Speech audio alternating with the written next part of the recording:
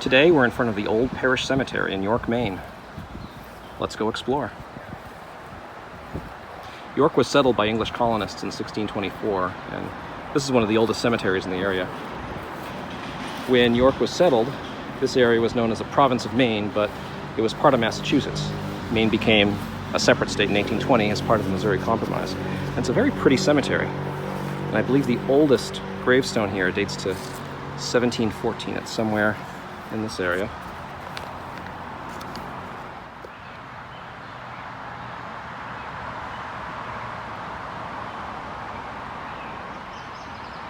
It really is a small, beautiful, old colonial graveyard.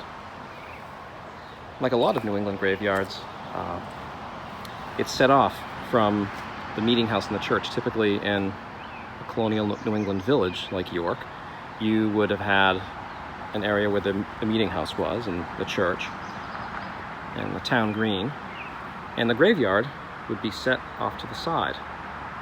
But in places like England and France, you'd usually have a church, and next to the church would be a churchyard where the cemetery would be. But it is a very pretty little graveyard with some very old stones.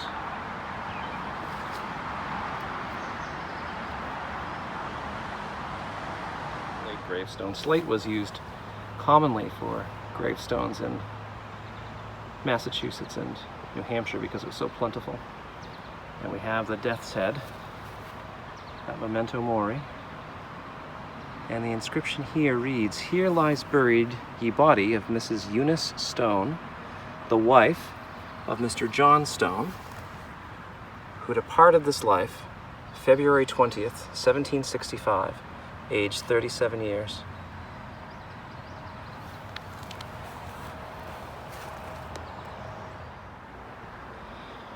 This stone caught my eye as well, because apart from the lichen, it looks like it's in really remarkably good condition for its age. We have the death's head at the top, that memento mori, to remember death when you see these stones. I have some rosettes and some scroll work. I believe the symbology there is the rosettes were decorative. The scroll work represents the vines, represent the scriptures.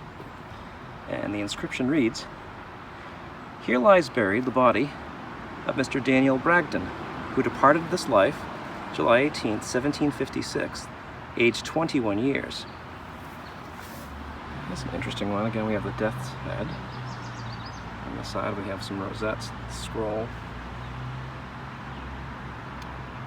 And the inscription reads, "Here lies ye body of Mrs. Hannah Tappan, born at Canterbury in England, 1649, married in New England to Mr. John Sewell, and after his decease to Mr.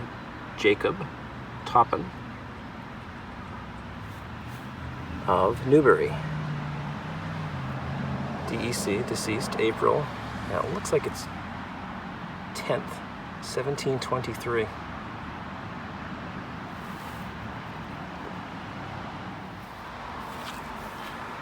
Well, here we have another stone with the death head on it. And the inscription reads, "Here lies interred the body of Captain Caleb Preble, aged 45 years and 7 months, who departed this life January 7th, 1734.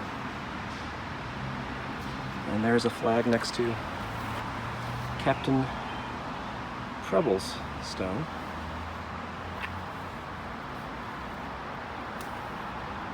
And this, I believe, is the oldest stone in the graveyard. It does have a death's head, and it has that intricate vine scroll of work all along, with a couple of rosettes. And the inscription reads, "This stone is fixed at ye head of Abraham Preble, Esquire, deacon of the church, captain of the town, and one of the judges in ye county of York, was universally faithful to ye death, who deceased October the 4th, 1714. And here, that says AE. You see AE a lot on gravestones, but this is the word spelled out. Aetatis. And that's Aetatis, which means aged. 72. It's remarkable.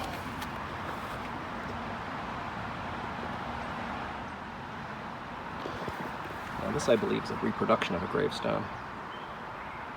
It has the soul effigy up top, the cherub head versus the skull. And it reads, "Here lies interred the body of Hannah Moulton, wife of the Honorable Jeremiah Moulton, Esquire, who departed this life on October 26th, 1761, aged 66 years. A gentlewoman eminent for her piety and every Christian and social virtue, justly esteemed when living and greatly lamented at her death." Now here is a headstone that I read a little bit about. It's one of the most famous headstones in this cemetery. It has a granite stone placed over the grave itself. This gravestone has a carving of a colonial era female. Presumably this is what the woman, whose name is Mary Nasson, looked like when she was alive. And the script on the stone is very ornate, and the inscription itself is very touching. I'll do my best to read it. It reads, "Here rests, quite free from life's distressing care, a loving wife,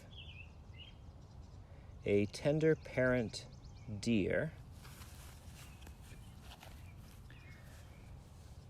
cut down in midst of days, as you may see, but stop my grief, I soon shall equal be, when death shall stop my breath, and end my time. God grant my dust may mingle then with thine."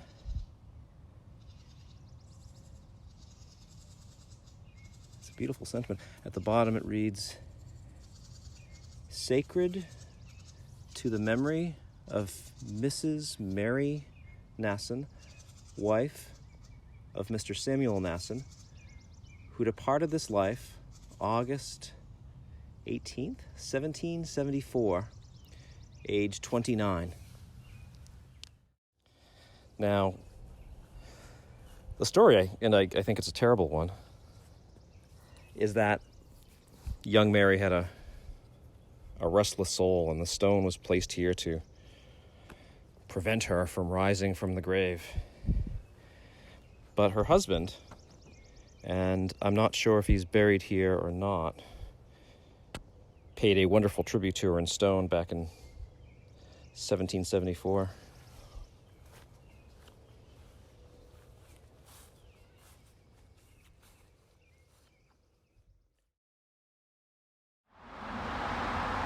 Here's another pretty amazing stone that's almost, I won't say wedged, but it's incredibly close to this enormous maple tree, which, old though it is, wasn't here when the stone was placed. Let's see if we can get in here. Okay, we have the death's head up top. And the inscription reads, "Here lies buried the body of Captain Louis Banees, deceased June ye 25th, 1721, in ye 51st year of his age." So here's a headstone that's been here for 250 years, and it's in remarkable condition. Captain Louis Banees. Here are two stones, and we're fairly close to the road. So I apologize for the traffic noise. And both stones are similar in design, but there are some differences. We'll start with this one on the right. Okay, you have the death's head, rosette and some scroll work. And the inscription reads, "Here lies interred ye body of Mrs.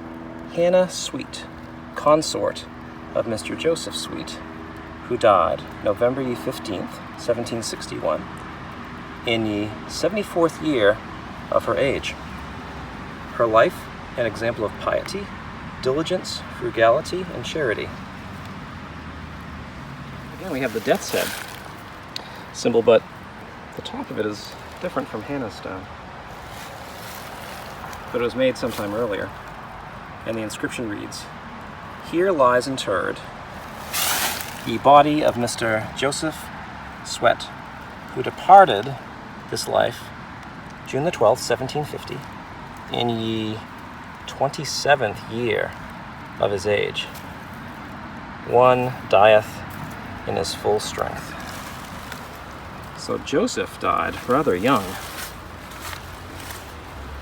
and his consort, his wife and widow, Hannah Sweet, lived until she was 74. And notice the differences in the spelling. See, Mr. Joseph Sweet, double E. And here the name is spelled Mr. Joseph, S-W-E-T-T.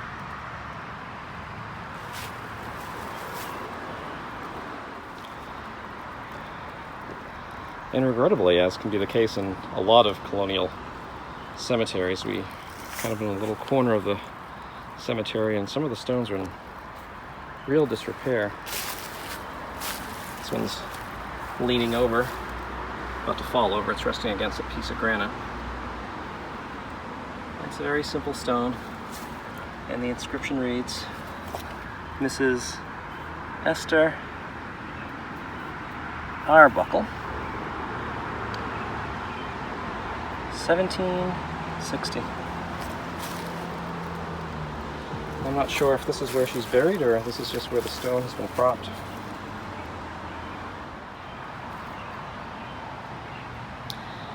Now the Preble or Preble family must have been rather prominent in York. Here's another rather impressive stone with the death's head and an interesting rosette. It's being propped up by a piece of wood. And the inscription reads, "Here lies buried ye body of Mr. Joseph Preble, who departed this life April the 28th, Anno Domini 1732, in ye 41st year of his age."